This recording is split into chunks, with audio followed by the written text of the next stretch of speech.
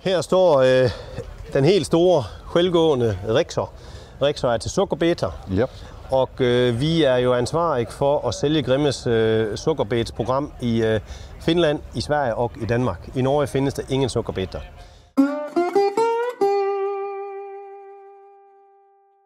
Vi er på Borgby Feltdager. Vi er i Grimmes monter. Ja. Og hvem har vi her? Du får præsentere dig selv. Ja, tak. Jamen, jeg hedder Heine Hylleberg. Jeg kommer fra den Grimme Skandinavien.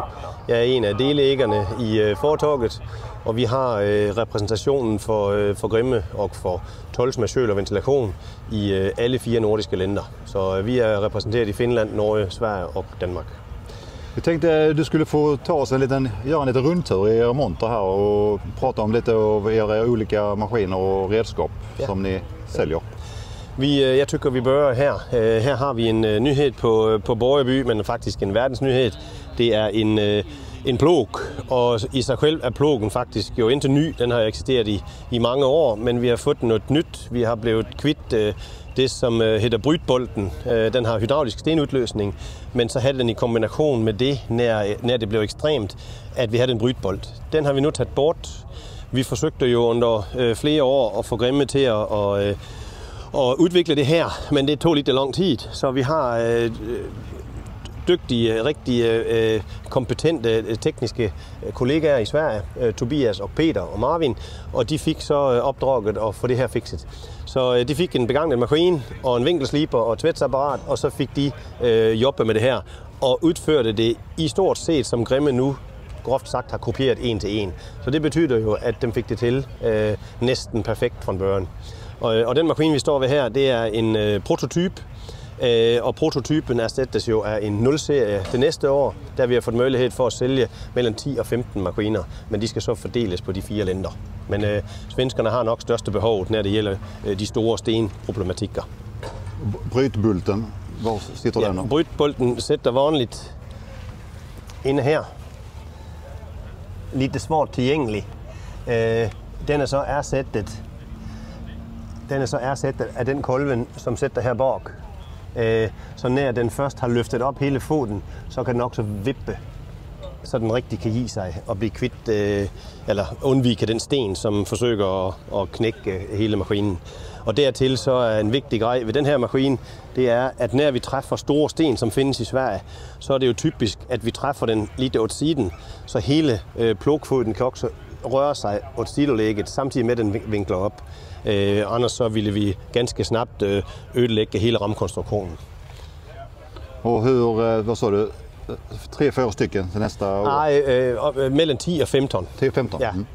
Det er det, som skal produceres til det meste af verden, men jeg ved, at vi er snappe for vores kunder, de er sugne på det her, så jeg tror, vi får ganske snabbt solgt 10 stykker. Vi har redan 2 i boks her. Okay.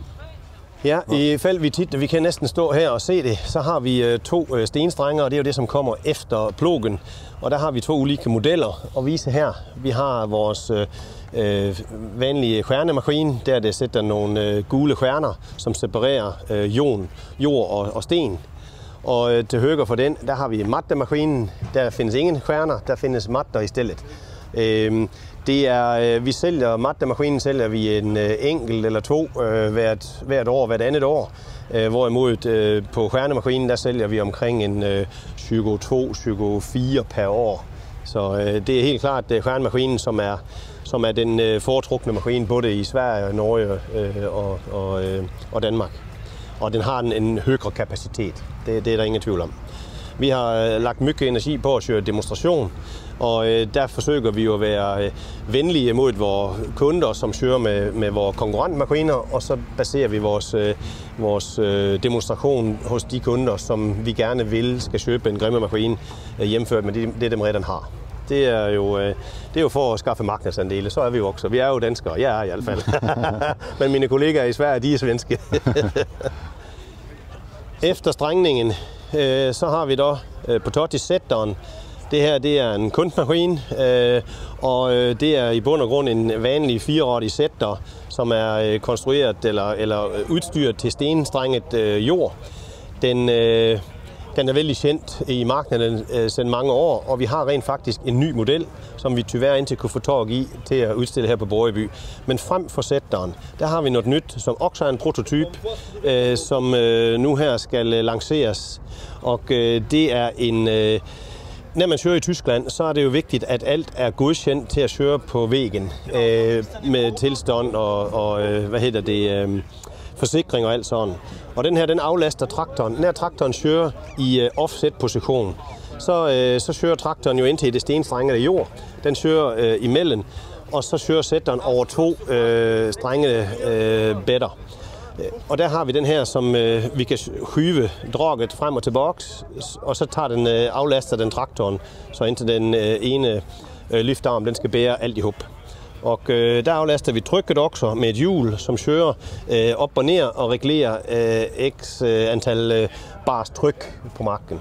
Og det har vi haft en jättebra succes med dette år, og det har kørt efter vores ønskemål, og den er klar til serieproduktion til næste sæson. Næste ekvipage, det er en toartig system, vi har her, og man skal tænke sig, at traktoren skal ind imellem. Og her har vi frontjødningen, den sætter frem for i traktoren, så vi får en bra balance, vægtfordeling, og der sætter jødningstalrikkerne, og så har vi sætteren efter det, som udfører, hvad skal man sige, sættearbejdet så eksakt som vi kan gøre det. Så det er en enkel og let ekvipage, den her. Mm. Og så elevator for... Ja, så elevator til at fylde i. Den anvendes til mycket ulikt. Den kan anvendes også inde i lagerhus. Den kan anvendes til mycket ulikt. Ja. Hvis vi svinger over, så har vi et lille potatisfelt her. Vi har fået lidt støtte og hjælp fra Danesbo i Danmark, som har deres svenske forsælger her. Johan, han kan godt rejse sig op og lige sige goddag. Tjena. Hej Johan. Danesbo, de har fået låne det her arealet, der de så har sat potatis. Og det var jo helt bevidst, at vi ønskede, at potatisen skulle have en vis storlæg, men så vi fortfarande kunne se kupperne. Vi ønskede også, at der skulle være lidt ugræs, så vi kunne vise vores økologiske købformer til at fjerne ugræs. Så det har været en super bra opsætning det her, for at få frem lidt mere, hvad skal man sige, som er lidt mere live hjemført med og bare at udstille maskinerne på græs. Her brevet, der har vi også noget nyt. Det er et foretag, som hedder Farm Support. Farm Support, de gør blandt andet sådan noget låter her til forgrodte potatis. Og så har de et special udførelse til at sætte det på potatisskubberne, så når potatisen falder med grutter ned, så ligger dem skånsomme, så grutterne indtil knækker. Og det er noget, som vi eftermonterer på sætteren, og det kan monteres på alle grimme sættere. Maskinen er jo så også udstyret indvendigt med 2 små band. Der potatisen kører sagte frem, få potatiser ud gangen, så indtil vi har 50 potatiser, som ligger og ruller mod hverandre, og grutterne de knækker. Så den er specielt designet til forgrodte potatis, fersk potatisådling på Bjerre eller Sødre Sverige, eller hvor det nu er. Mm. Så skal vi jo faktisk lidt længere ned på vores monter. Vi har, inden vi kommer ned til optageren, så kan vi da lige titte lidt på køl og ventilation. Køl og ventilation, der er vi agent for Tolsma Teknik i Holland. Og der er det jo hovedsageligt til potatis, morøtter, løg og grøntsager sådan generelt. Og det er Europas største leverandør af køl og ventilation. Og vi har et team på 4 personer. Der er 2 kølteknikere anstillet. En, som gør AutoCAD skitser og erbjudet. Og så Palle, som er på billedet altid nøjet. Det er han, som sælger. Og vi har en enorm succes med det systemet. Det, som er interessant nu, det er, at man bør få lidt mere intelligent styring, der vi kan udnytte, når priset på strømmen er som billigst. Fordi det er jo store mængder af strøm, som skal til en kølemaskine for at køle ned. Vi håber på, at man i fremtiden kan børe anvende strømmen nær der er overproduktion, sådan at elselskabet kanskje også betaler for, at landbruget kan anvende strømmen, for at det skal jo anvendes. Det kan ikke bare forsvinde ud i den blå luft. Så det håber vi på. Lige fra NASA Lift her, det har vi en bønnehørtemaskine, så den høster grønne bønner. Og man forvåner sig lidt, når man titter på udstyret, at indtil alle bønnerne de knækker og bliver ødelagt. Men det gør dem ikke. Jeg pratede faktisk med en svensk kunde, som har eksakt den her maskine, og likedan den renser, som står her, ser lidt, om der er lidt græs og lidt sådan. Og han så, jamen, de kunne faktisk indtil køre det mycket bedre for hånd. Så det er jo en bra, kan man sige, kvalitetsstempel. Ja, just det. Her står den helt store, selvgående Rexor. Rexor er til sukkerbeter. Yep. Og vi er jo ansvarlige for at sælge Grimmes sukkerbetsprogram i Finland, i Sverige og i Danmark. I Norge findes der ingen sukkerbeter. Og den findes i 2 ulike modeller. En med 3 akslinger som den her, den største, og så en 6200, som er en 20 tons med 2 akslinger. Udstyrsmæssigt kan dem udstyres i stort set likt. Vi har ganske mange, som kører i Sverige nu, så vi har stor succes med beterne. Men det er potatisen som er grunden i företaget? Ja, det er jo det, vi er vækset op med. Vi er jo foretaget Hylleberg og senere Grimme Skandinavien er jo 105 år gammelt, og min farfar begyndte producere potatismaskiner tilbage i 1919. Så vi har jo en lang historik, når det gælder potatisgrejer, stenstrænger og den bit. Men når Grimme sagde, at vi vil børe ind om sukkerbeter, jamen så bør vi også ind om sukkerbeter. Her kan man se en frilægger til løg. Det er også en nyhed. Det er vanligvis var det jo også Lift som Grimme Eger. Det er jo en grøntsagsmaskine producent, som Grimme købte i 2012. Og når det gælder serieproduktion, så er Grimme-fabrikken jo, hvad skal man sige, lagt ud til at masseproducere. Hvorimod også Lift, det er mere specialproduktion. Og i og med, at Grimme køber også Lift, så bliver det pludselig worldwide i alle Grimmes organisationer, og det betyder, at salget er jo gået markant op.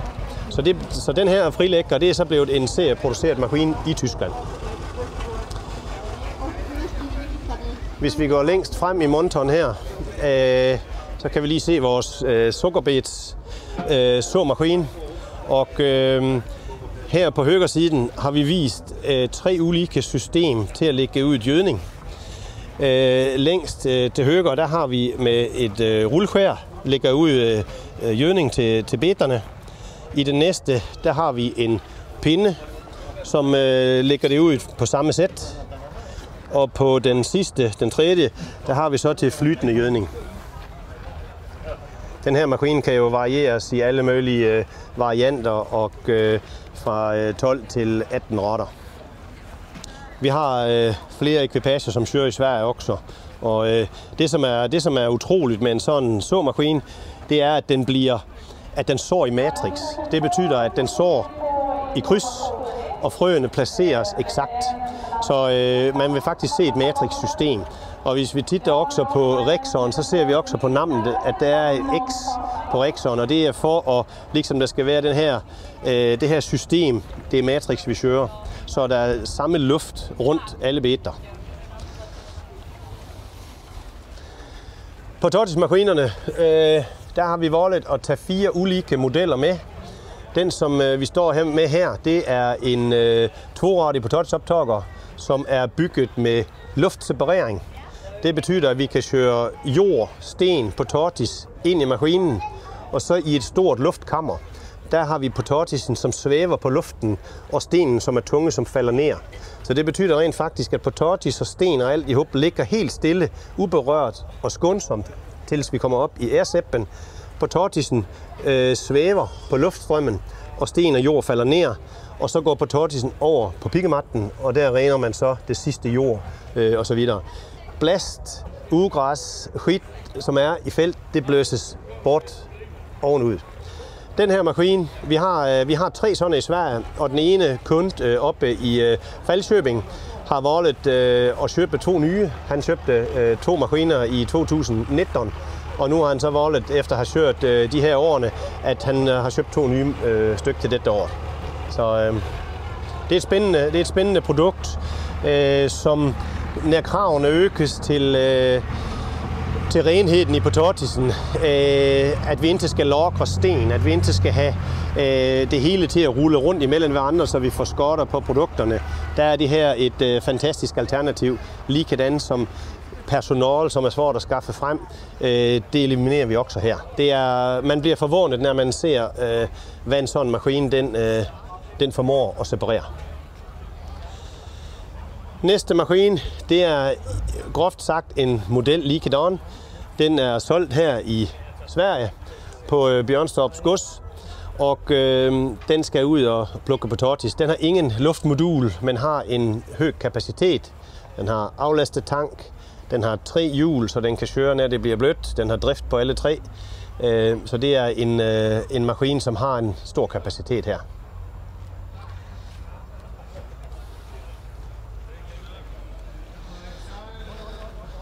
Nu går vi jo fra den store, og vi går lidt længere ned. Vi havde det først Aircept 290, så har vi Evo 290. Den næste, som kommer, det er Evo 280. 2, det betyder 280, og 80 og 90 betyder storlæggen på tanken. 8 ton og 9 ton. Evo 280 er groft sagt vort flokskib, når det gælder separering, foruden om luftseparering. Den har 4 piggematter. Den her, den er spækket med udstyr. Den har alt, også solgt her i Sverige. Og den har et kraftigt drag på hjulene, hydraulisk drift. Den kan køre, der man skal ådle potatis, der kommer den frem, der tager den sig frem. Noget af det, som er vigtigt og interessant på en sådan maskine, og det er det også på de andre, det er, at vi har et modul, der vi kobler op til internettet. I fremtiden bliver det så, at de kunder, som bor i Umeå, eller på Gotland, eller på Bjerre, de har jo samme behov for hjælp og støtte, som den kunde, som bor vældig nære der, hvor servicepersonale er. Så vi kan rent faktisk bør koble op med vores data, så vi kan gå ind i kundens maskine og kolde sensorer, hjælpe og støtte, hvad er det, hans frågor og behov er for noget. Og noget helt nyt, det er, at den har et nyt type kamerasystem. Kamerasystemet bygger på et nyt koncept, der man kan både køre slow motion, man kan køre zoom-funktion, man kan køre stillbilleder, og i fremtiden, der bliver vi via det modulet, bliver det muligt for vores serviceteknikere at gå ind online og se med til kunden. Bor han nu oppe i Åsele i Nordsverige, jamen så har han jo kendt til en fråga omkring noget blast, som sætter på potatisen, så ikke vil slippe, eller andre sokker, så kan vi gå ind og hjælpe lidt det der. Så vi ser mere fjernsupport som værende en snap servicemulighed. Her har vi vores betjeningsterminaler. Først har vi videomonitoren, som kan deles op på ulike sæt. Vi har den store betjeningsterminal med alle muligheder, og vi har den lidt simplere og joysticket. Vi vil ikke gå i detaljerne, for man kan gøre i stort set alting. Det er programmerbart, som man ønsker sig. Næste og sidste potatisoptager, som vi har med, det er en Evo 260. Det er en ny model. Vi solgte 5 stykken i 2023, som var de ende, vi kunne få tag i. Nu i 2024 er de så fri for salg, og der har vi blandt andet solgt den her til Barsebäcks gods. Det er vores demomaskine fra 2023. Den, som har kørt rundt hos mange potatisådlere, som har kørt nogle timer og set, hvad er det rent faktisk, vi kan bytte på her. Og vi har en aflastet tank med godt 6 ton. Den har en enorm lang rækkevidde. Den har også det nye kamerasystem, opkobling til nettet. Den har hydrauliske rullekvær, så i fald vi kører på vældig løs sand, eller vi kører på mosjord, så er det som en kniv, som skærer blasten, så indtil vi får problem med, at blasten sætter sig her. Den har også det nye retfølgningssystem, der vi kan vælge, når den skal følge retterne, så traktorføreren ikke skal bekymre sig om det, så kan vi vælge at lægge tryk på, eller vi kan vælge at tage tryk bort. Så den har altså 3 funktioner i en i det her systemet. Samtidig har vi fået muligheden for at lægge hjuldrift på ene hjulet, så den har traktorens hydraulik som drivkraft. Og det er, at vi kan holde hjulene rullende. betyder jo, at vi slipper igen mycket mere. Den har ikke samme power som på 2.8-tiden, 2.9-tiden og sådan, fordi de driver på begge hjul og har ikke et hydraulsystem. Den her, den kører mere på traktoren, men det har en imponerende effekt, når vi behøver det. Slut har vi her bag os, der har vi en Blast Cross, og den her er jo så en 6-radig Blast Cross, og de 2 hjulen, som sætter oppe der, det er for at vise, at hvis vi Blast Crosser på tortis, som skal anvendes til mod, til chips, til pommes osv., så ønsker vi jo indtil når blasten er borte, at potatisen bliver grønne på ydersiden. Så lægger vi hjulen ned, og så trykker de køben sammen, så de sprækker, som eventuelt findes, at de ligesom stænger sig som indtil for grønne potatis. Så man kan gøre flere funktioner samtidigt. Man ser konceptet og fremtiden bliver, det har vi tyvärr ikke med, men at det bliver butterfly-systemer, der vi har frem for på traktoren og bakom traktoren. Og det vil komme til at køre i 2-radig, 4-radig, 6-radig. Så kan det blive butterfly i 6-radig, det kan blive butterfly i 8-radig, og 12-radig kommer også. Så man ser kapaciteten på blastcrossningen kommer til at øke ganske massivt. Jag tänkte, hur ser marknadsandelen ut på marknaden? Marknaden har det jo de her länderna du pratar om. Ja, altså jeg vil jo gerne sige 100%, men så lyger jeg jo. Men vi går efter 100%, det skal ikke være nogen hemmelighed. Det beror også lidt på maskinmodel. Vi har kollegaer i branchen, som også kan tilvirke maskiner, som fungerer. Det er helt klart. Men vi er vældig full line. Vi er vældig fokuseret på, at vi har den tekniske backup. Det er det ende, vi kan. Det er jo Grimmes produkter, og så kølsystemerne. Så vi har ikke så mycket at hitte på, om indtil vores Grimme produkter kører bra. Så derfor ligger alt vores fokus på det. Foretaget har i dag 80 ansatte, og det er fordelt på dem 4 lænder. Og i Sverige, der har vi 5 ansatte, 3 af dem er i servicebiten, samtidig med vores 8 forsælgere. Så vi er vældig bra tækket på det svenske marked. För några år sedan så vet jag att ni visade upp självgående potatisupptagare. Ja. Ni har ingen sån i monter nu. Är det någonting som inte är framtiden? Vi vil jo gerne sælge bukserede potatisoptagere, for vi tjener flere penge på dem. Det, groft sagt er det faktisk så. Og det er så, fordi det er flere styktal. Selvgående har vi har ulike modeller, 2-radige og 4-radige, og den 4-radige findes så i ulike system. Det systemet, som vi har på de her maskiner, der vi har blast, matte og piggematter, det system har vi også i en 4-radig, eller det har vi fået i en 4-radig for nogle år tilbage. Så det er den, som vi satser på. Og vi har en, som kører i Sverige på Gretelund, en sådan maskin. Og det, som er bra ved selvgående, det er jo, at det kræver mindre personal. Altså hvis man tænker hele sin logistik, har man en maskin, som konstant skal tømmes i tanken, så skal der være 1 eller 2 traktorer og vagner, som kører bort og sådan. På de her selvgående, der har vi 15 ton i tanken, hjemført med de her, som maksimalt har 9 på den største. Så det flytter bedre på, og vi kan spare personal. Fordi personal, som sagt, det er ikke bare, når det gælder plukkepersonal, det kan også være bra chauffører. Det fattes. Det er svært at få tag i. Så selvgående, det økes, ja, bestemt.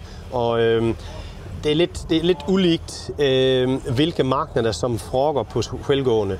Men hvis man ser de 2-radige selvgående, så er det rent faktisk Finland og Norge, som er længst fremme styktalsmæssigt. Og det er jo fordi, at de har en vældig kort kørteperiode, og det har man også i Nordsverige. De har små felt, der er en selvgående, den kræver ikke så meget plads, som når der er en traktor. Men når vi ser imod fremtiden, så bliver det de 4-radige, altså de store maskiner, som kan mycket mere. Og forvågen til sæson 25 er børet, at vi har solgt den første vinter af den store model, og vi har i prognosen har vi 8 stykker totalt, så vi forventer også at sælge de 8. Vi har her på messen pratet med 2 svenske kunder, som både 2 var interesserede. Så vi må se, hvad fremtiden bringer.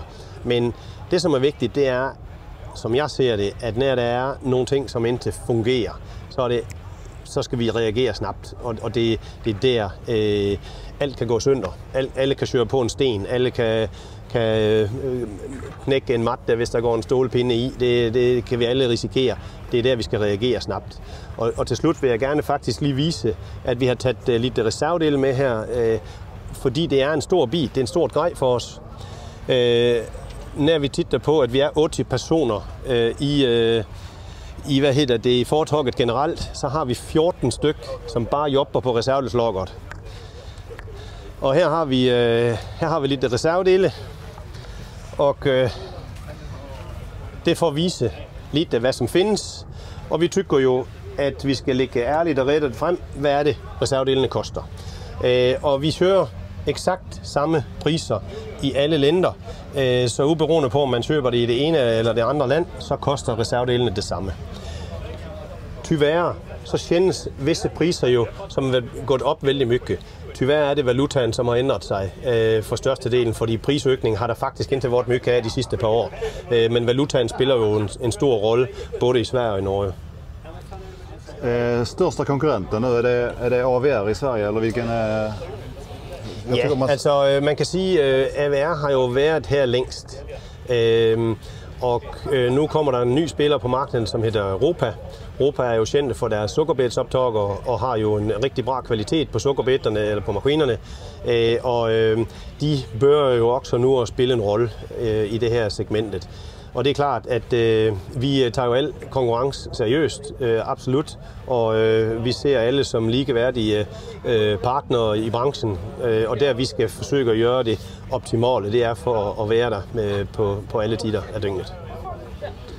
Var ligger tyngden på framtiden? Vad är det liksom, vad är det som är det någon speciell del som här jobbar vi hårt för att förbättra, eller här vill vi handlar det om att få bort är fel ord, men personalkostnaderna så att säga. Altså det enda som økes voldsomt, det er vores personalkostnader, fordi de vil også have løn, og det har de også fortjent. Ja. Så det er klart, det er det vi alle sammen lever af. Så personalkostnader, de økes hele tiden. Det gør de, og det kan vi ikke ændre på, det er så det er. Det som vi kan forsøge på, det bliver mere effektive. Og når Grimme nu stiller til, at vi kan koble op på maskinerne, så kan vi jo i stedet for at sætte os i servicebilen og køre 100 mil sågar nordud for at hjælpe en kunde, så kan vi kanskje gøre det via datorn, og så kan han få en faktura på 15 minutters job og indtil på flere dages kørning. Vi forsøger faktisk at behandle alle kunder lige, uberoende på, hvor de bor. Så derfor fakturerer vi faktisk aldrig kørning. Altså vi kører kostfrit. Det er altid en god idé at ringe os, hvis man har et ønskemål, fordi vi har typisk en vis erfarenhed, både fra kollegaer i branchen, fra kunder i branchen, som har prøvet nogle ting, fra kunder og kollegaer i andre lænder, som kanskje har været med om det samme. Og så har vi et stort servicenetværk, som gør, at den der kommunikation, den lykkes vi bra med. Men vores største udfordring just nu, det er jo, at vi er jo forholdsvis nybørjede på Åsalift, på grøntsagsbiten. Og det, som er vigtigst for vores del, det er jo at vide, hvem er kunderne, hvor bor dem, hvilke maskiner har dem. Har kunden en reservedelsbog hjemme? Har vi den reservedelsbog, som passer til den maskine? Altså vi startede ud med 0 information. Så det er helt nyt game for en potatis og beet leverandør, som vi er, at gå ind i grøntsagserne. Men vi har ønskemålet, og vi har viljen til at gøre det, og vi skal nok få det til. Og vi har anstillet personal, som har fuld fokus på Åsalift. Og det sidste, vi har gjort, det var, at vi anstillede en mekaniker i Norge, og satte ham til at køre ud og besøge alle grøntsagsodler og producenter i hele Norge. Det tog ham 4,5 måneder at køre rundt, og nu ved vi, hvem de er. Vi ved, hvilke maskiner de ægger, hvor de bor osv. Og det skal vi gøre i Sverige også nu her, så snart vi lige har kvørtesæsonen overstået. Men salget er startet, og vi har solgt den første 4-rettige selvgående mordsoptager til Gotland. Så det er et spændende projekt, vi skal have. Så det bliver for vores del også, for de teknikere, vi har, både fra Danmark, Norge og Sverige, at de skal med ud og køre i gang den her maskine og lære sig så mycket de kan. Også så vi har backup i fald, der bliver noget. Just det. Var den största teknikutvecklingen framåt? Vilka delar som det jobbas hårdast med, tror du? Altså Grimme? Ja, det der jobbes mycket med, det er, hvor kan vi erstatte sorteringspersonal. Det er en vigtig grej, fordi det er svært at få tag i personal. Nu har vi jo den her ufatbare krig i Ukraine, og det forhåbentligvis slutter så snart som muligt. Der skal hele Ukraine jo bygges op igen. Så de personer, som vanligvis bruger at komme ind om grøntsags- og potatis-teknikken til at hjælpe med at plukke, sortere og køre traktor og sådan, de bliver jättesvåre at få tag i. Så det er personalen, vi skal erstatte på et simplere og bedre sæt. Så er det holdbarheden på maskinerne, altså det er reservedelskvaliteten, det er, hvis vi har stiller der typisk har lidt slitage, det er det, vi skal jobbe med. Det kan være materialkvalitet, det kan være ingeniørmæssige forbedringer, alt muligt. Og så er det klart digitalisering.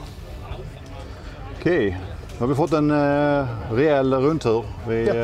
Vi tackar så mycket för att vi fick komma och besöka er. Tak fordi I kom.